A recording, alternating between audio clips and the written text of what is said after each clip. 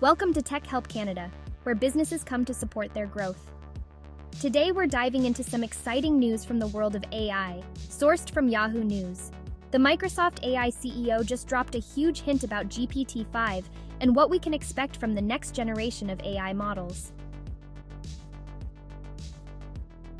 The timeline for GPT-5 has been somewhat elusive, but a recent interview with Microsoft's AI CEO Mustafa Suleyman shed some light on what GPT-5 and its potential successor might bring. Let's explore. In a recent interview with AI and tech investor Seth Rosenberg, Mustafa Suleyman discussed the future of generative AI and the concept of defining intelligence. Rosenberg asked Suleyman about the development of autonomous agents and how close current chatbots are to achieving true autonomy. Suleyman noted, "It's still pretty hard to get these models to follow instructions with subtlety and nuance over extended periods of time. To really get it to consistently do it in novel environments is pretty hard. I think that's going to be not one but two orders of magnitude more computation of training the models. So not GPT-5, but more like GPT-6 scale models. I think we're talking about 2 years before we have systems that can really take action."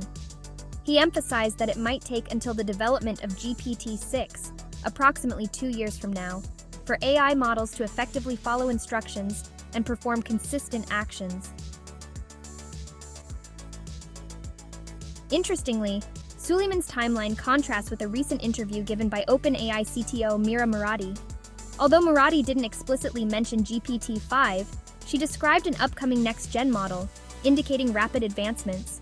Murati stated, "If you look at the trajectory of improvement, systems like GPT-3 were maybe toddler-level intelligence. And then systems like GPT-4 are more like smart high schooler intelligence. And then, in the next couple of years, we're looking at PhD intelligence for specific tasks. Things are changing and improving pretty rapidly."